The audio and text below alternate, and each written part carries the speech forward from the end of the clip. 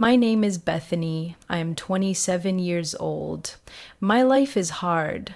My mother is sick and needs special care. This care costs a lot of money. I work 2 jobs every day to earn money. I am always very tired. Life is a struggle. One evening, my friend took me to a party.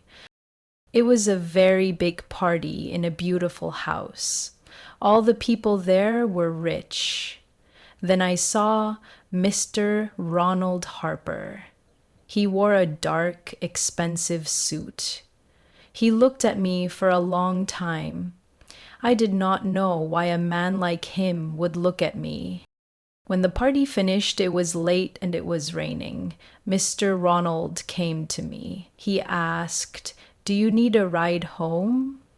I was very surprised. He had an expensive car. I said yes, because I needed to get home and it was raining hard. In his car, he asked, "Are you hungry?" He drove me to a very fancy restaurant. I was nervous sitting there with him. He did not talk much, but he watched me. After we ate, he looked at me with his cold eyes. He said, "Bethany, I see that your life is hard. I am a rich man. I do not have a family. Sometimes I want someone to be with me. I can give you money, a lot of money. I can take care of you. You will not need to work 2 jobs anymore. Your mother can have the best doctor. Will you accept my help?"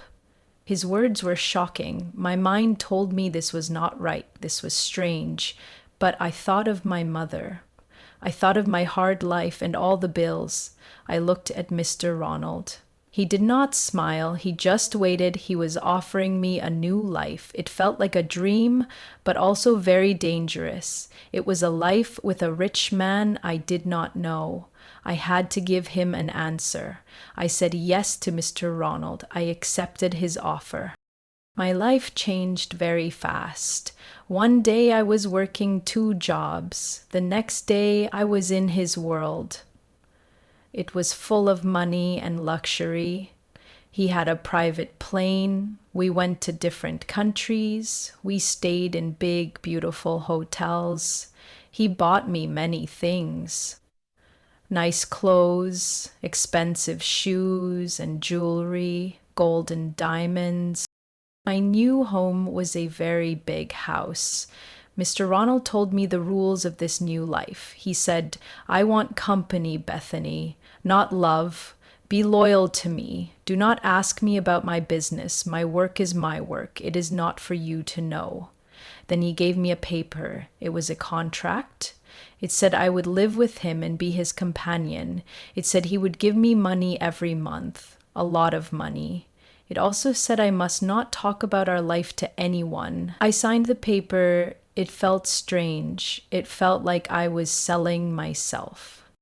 I told myself it was for my mother, for her health, for a better life, for us both. It was only about the money. It was not about love. Living with Mr. Ronald was not easy. He was a quiet person. He did not show much emotion, but sometimes he was kind. I began to feel something for him. It was not love. It was different. He was a mystery to me, a rich, powerful man I lived with, but did not truly know. His big house was beautiful, but it felt like a prison. I had everything, but I did not feel free. My hair began to beat fast when he was near. One day, I went in his study room. On his desk, I saw a photo. It was a picture of a woman. She was very beautiful. Who is this woman? I thought. Is she his sister? He told me he had no family here. He never talked about his past life. I decided to ask Mr. Ronald about the photo. "Mr. Ronald," I said, "who is the woman in the photo in your study?" He stopped and looked at me. His face became very cold. "It is nothing," he said. "It is an old photo. It is not important." He quickly opened a drawer and put the photo inside. He did not want me to see it or ask about it. This was strange. Why did he hide the picture so fast? There was also a housekeeper. Her name was Mrs. Conway. She was an old woman. She worked for Mr. Ronald for many years. One afternoon, I was in the kitchen with her. We were alone. She looked at me for a moment, then she spoke quietly. Miss Bethany, she said, please be careful in this house. Mr. Ronald has many secrets. What you see or hear, sometimes it is not the truth. Just be careful. Her words made me feel afraid. What was Mr. Ronald hiding from me? That night, Mr. Ronald came to me. He looked very serious. Bethany, he said, I need to ask you something important. My heart began to beat fast. What is it? I asked him. I need to get married, he said.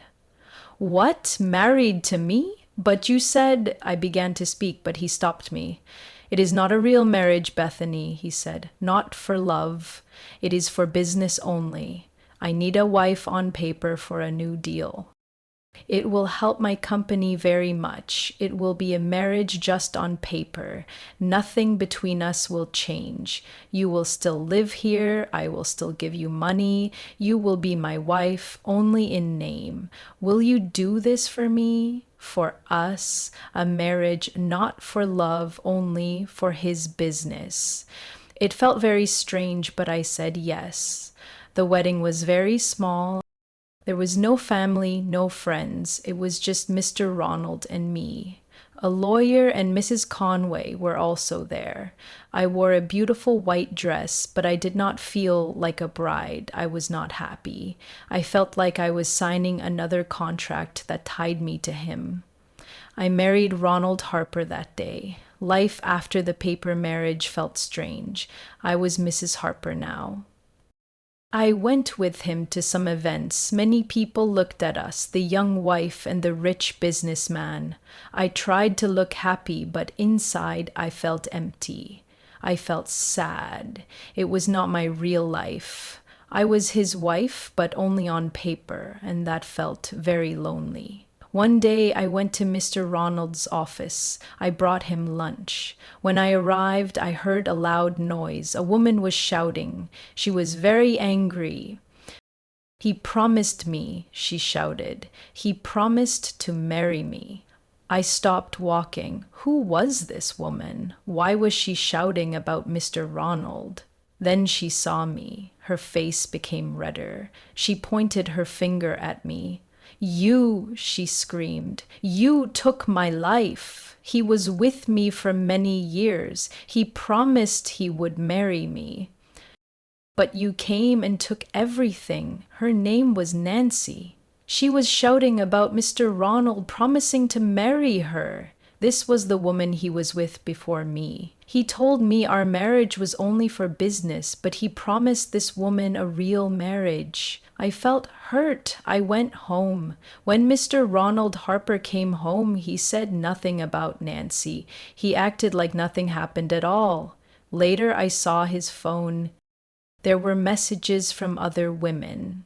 Messages like, thinking of you, or call me. Was he with other women now?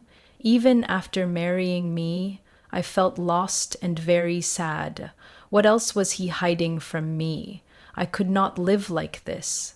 I needed to know Mr. Ronald's secrets. I found a man, a private investigator. He finds secrets.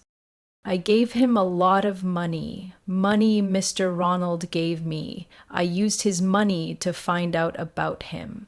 I asked the investigator to look into Mr. Ronald's business and his past.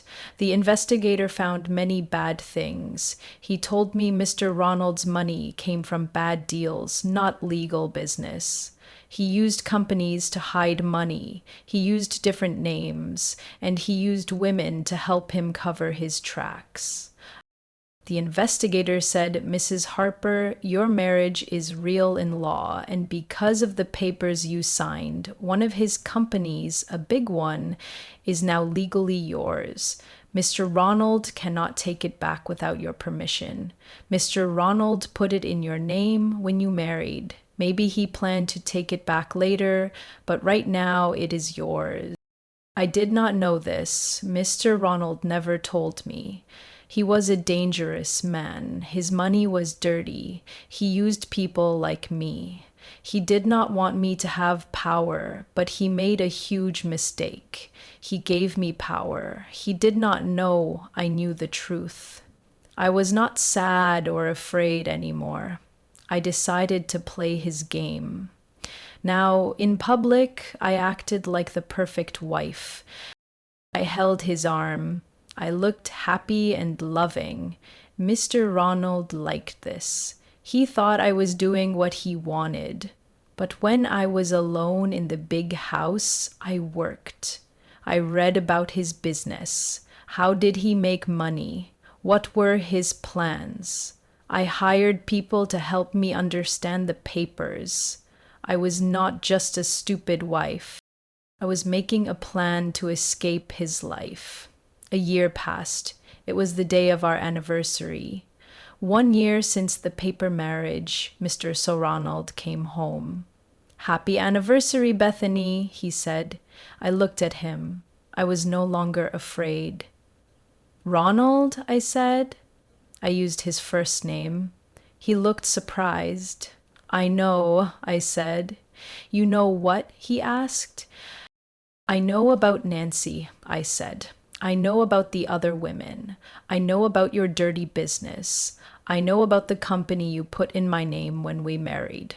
The law says it is mine." He became very angry. "How do you know this?" he shouted. I took papers from my bag. I put them on the table. "These are divorce papers," I said. "I am leaving you, and I am keeping the company." He shouted, "You cannot do this. You are nothing. I gave you everything. You gave me money," I said, "and I used that money to learn. I learned about your business, your power. You thought I was just a quiet, stupid wife, but I was not." He looked at me. He knew I was right about the company. He knew the law was on my side. I did not say more. I turned and walked out of the big house. I did not take any clothes or jewelry. I left everything he gave me. I was free from his control. The company was mine, and I was finally free, powerful, and rich. It was the last day of my life with him and the first day of my new life. If someone tries to use you, you can still become strong by learning, staying calm, and believing in yourself. You can take back control of your life. You don't have to stay in a bad situation. You can start again and make a better life for yourself. If you liked this story, please like, comment, share, and subscribe.